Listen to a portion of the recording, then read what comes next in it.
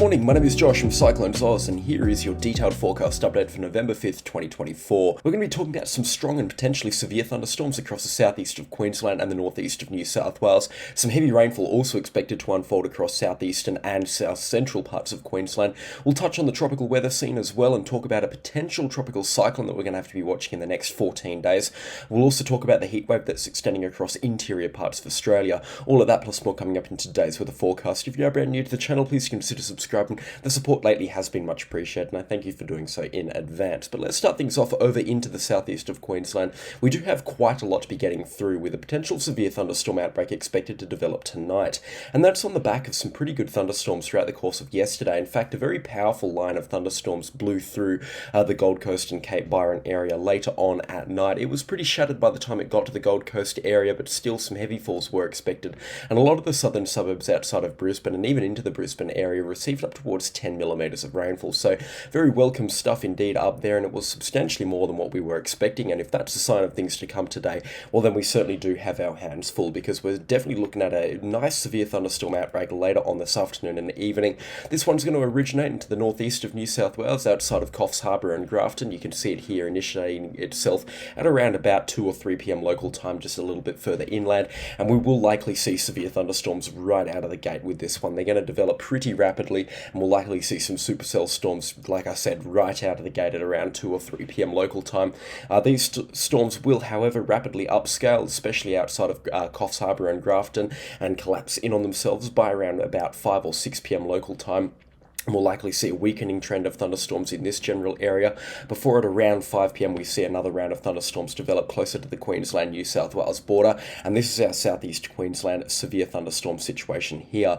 Now, the forecast has trended a little bit further south for this one, and as such you can see not too much activity is expected to penetrate itself deep into southeastern Queensland, but still the southern suburbs of Brisbane, the Logan City area, and then out towards Boonah and Beaudesert, they will definitely get some severe thunderstorm activity by around 6 p.m. and we'll likely see these storms here before nightfall upscale and slowly head for highly populated areas around the Brisbane and the Gold Coast area. So certainly something worth watching at this time, and the thunderstorms along the Queensland and the New South Wales border are likely going to be quite strong, especially at around 4 to 6 p.m.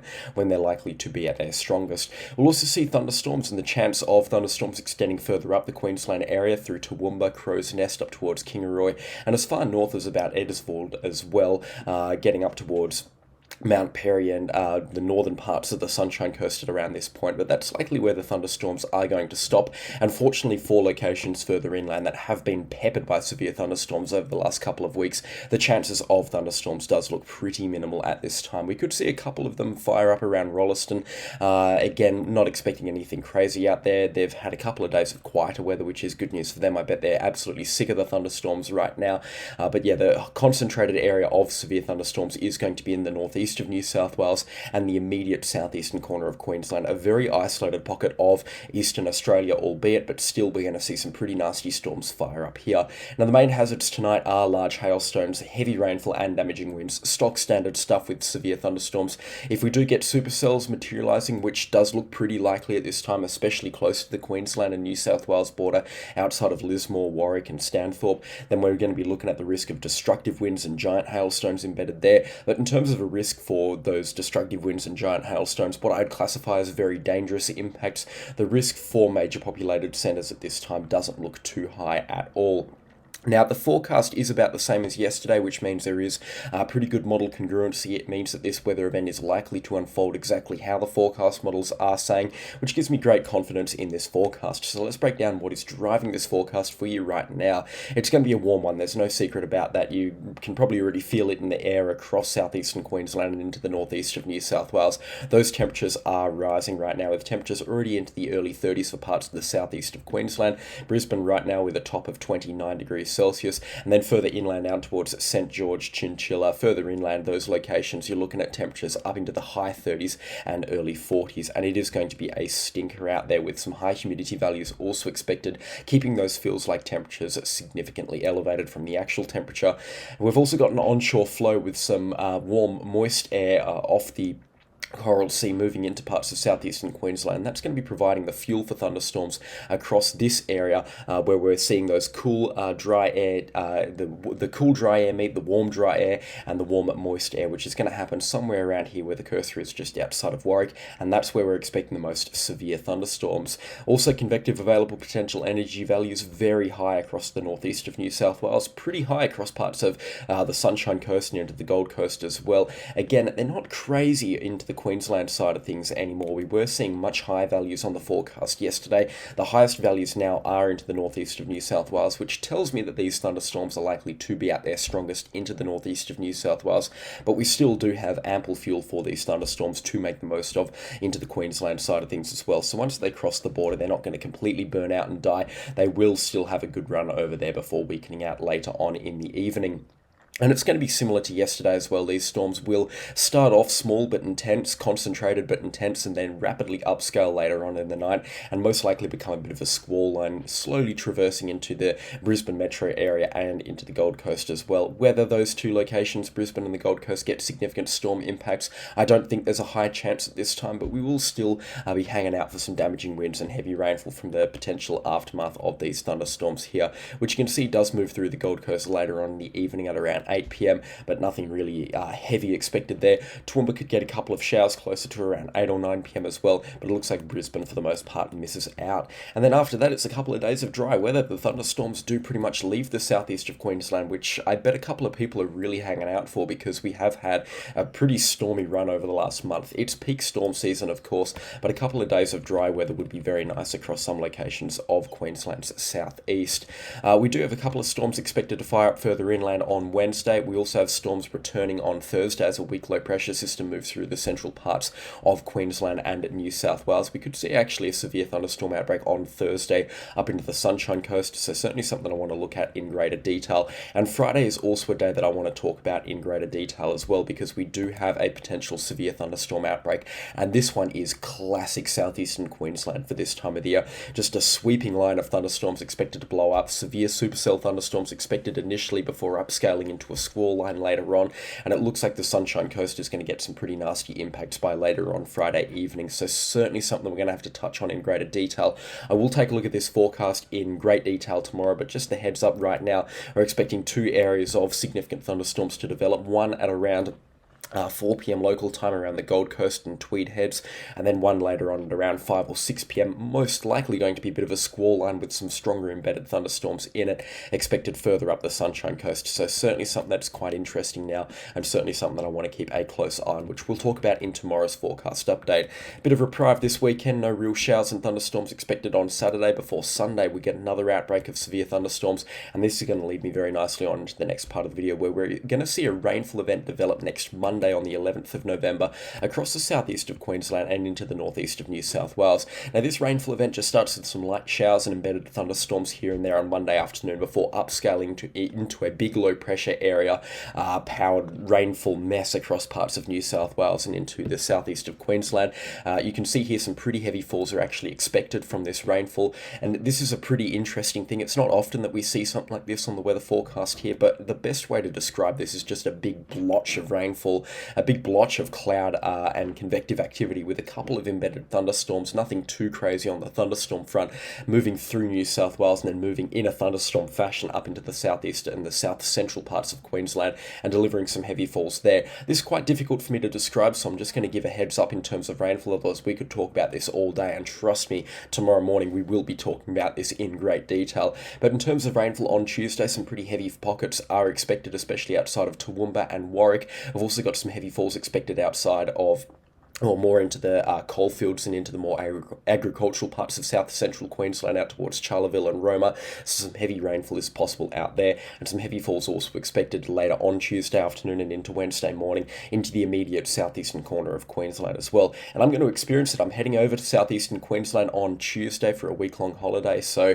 weather updates aren't going to stop. I will still be releasing them hopefully on a daily fashion, but it will be nice to get a little bit of rainfall over there. It is bone dry right now over in Perth, and also I will would like to add this in the video as well. I've had a lot of emails lately from people watching the video, just feedback, and also some videos of storm clips and radar clips as well. So if you do happen to have those and you'd like to share them with me, then please do send them through, and I'll endeavour to have a look at some of them before I make all of these forecast updates. So again, thank you so much for all of the mail-ins and whatnot. You can find the email address in the channel description as well. Make sure to send me an email of some storm footage or some photos you took, and if you give me your permission, I'll feature them in these videos as well. It's really great to have a connected storm spotter network now centered around this channel, so that's fantastic to see. But yeah, this rainfall is certainly something I want to take a look at in greater detail in tomorrow morning's forecast update. Just before we move on and talk about something a little bit more tropical, let's talk about rainfall accumulations, and I'd like to keep this a little bit more specific, so let's do it just from Sunday evening into Wednesday, just over that 3-day period here. You can see peak rainfall accumulations across south central Queensland expected to be between 20 and 40 millimetres. Some locations will pick up a little bit more than that, depending on where the thunderstorms are. But across the southeastern corner of Queensland, outside of Toowoomba, Warwick and Stanthorpe, some rainfall accumulations up to and in excess of 100 millimetres also looks possible here. So some very heavy falls Tuesday morning and into early Tuesday afternoon. Looks like there's going to be some very good and very welcome rainfall there. And same story into the northeast of New South Wales as well. Some good falls are also expected, which is great to see. And the rainfall not stopping into the northeast of New South Wales as well. It goes further south out towards Dubbo, Orange, Parks, that sort of area, into the central parts of the state. And again, some good falls out there, which is great to see. They do need the rainfall out there, and this rainfall will be very, very welcome indeed. So all in all, this does look like a very good forecast for central parts of Queensland and into New South Wales. Certainly a lot of people hoping that this does come into fruition.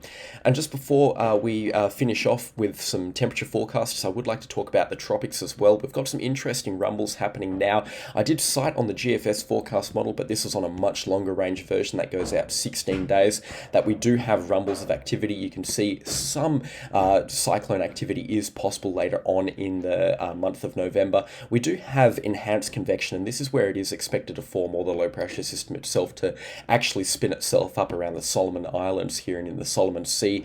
Again, we're not 100% sure with this system here, and a lot can change, but it is going to happen sometime around the 18th to the 20th of November, when we are expecting to see some kind of spin up either on the model forecast or actually coming into fruition.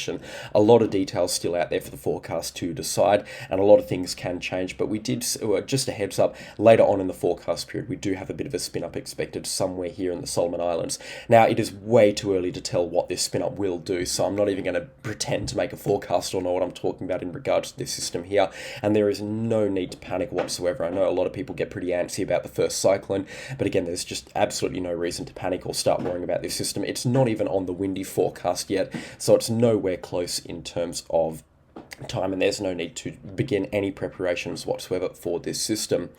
But yeah, in terms of a tropical weather update, that basically does it. Let's just talk about those temperatures, and I'll also give a Melbourne Cup forecast as well, considering it is Melbourne Cup Day. It completely escaped me today. I didn't even realise at all. But yeah, that's just how far through the year we are at this point, and getting closer and closer to 2025, which is, I imagine, scaring quite a lot of people. But yeah, like we talked about earlier on in the video, warm across Queensland, South Australia and Northern Territory and parts of WA as well. It's a little bit cooler across the southwest of Western Australia, but I believe it's going to warm up next week, which is great to see. I'll be running across to Queensland to escape it, hopefully, so I wouldn't mind if it gets stupid hot. I'm not a fan of the heat. Very warm tomorrow across parts of interior South Australia, up towards 45 or 46 outside of Moomba and Birdsville. Remote corner of South Australia, however, in this circle here, probably about 10,000 people live, so you're talking about some very warm temperatures impacting a very little part of the population, and warm temperatures extending into New South Wales as well tomorrow, which is what's going to promote a little bit of thunderstorm activity into the central parts of the state, and these warm temperatures also extending down into Victoria,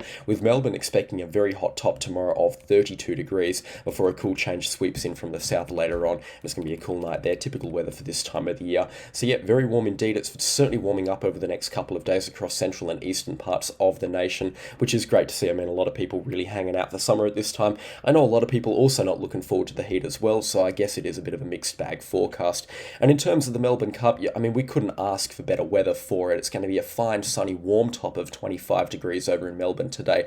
Light winds as well, so it's going to be pleasant viewing, pleasant racing, just a beautiful forecast indeed. And I mean, I don't think, like I said, we could ask for a better weather forecast for the Melbourne Cup. That is just a beautiful day indeed. Probably a little bit too hot if it was being raced tomorrow. You can see temperatures up towards 32, but today a fine sunny top of 24 to 25 degrees, depending on whereabouts you are in Melbourne. Absolutely beautiful weather, and like I said, could not ask for anything better. Up into New South Wales as well. Tomorrow it's going to be quite warm, I forgot to mention this, but up to 45 in the northern parts of the state, and same story for Queensland. So again, like I said, it is getting pretty hot pretty quickly, and yeah, that's just kind of the story of Australia right now. It's turning tropical, it is the wet season, and we've already got rumbles of activity, of tropical cyclone activity, typical for this time of the year, but still, we're certainly starting to see it now. The wet season is well and truly upon us. That is all that I have time for today. I do hope you have enjoyed the video. Like I said, just send me through storm footage or storm photos if you've got them, especially in the southeast of Queensland. If you do it before I make these morning updates, which is typically at around 6:30 Australian Western Standard Time, then you will get a mention in these videos. But that is all from me today. Thank you so much for watching the video to this point. If you aren't already, please consider subscribing, and a special shout out to the channel sponsors. Their names are on screen right now, and I could not run this show without them. So again, thank you so much to all of their support. But that is all from me today, and I'll catch you all in the next storm. Goodbye.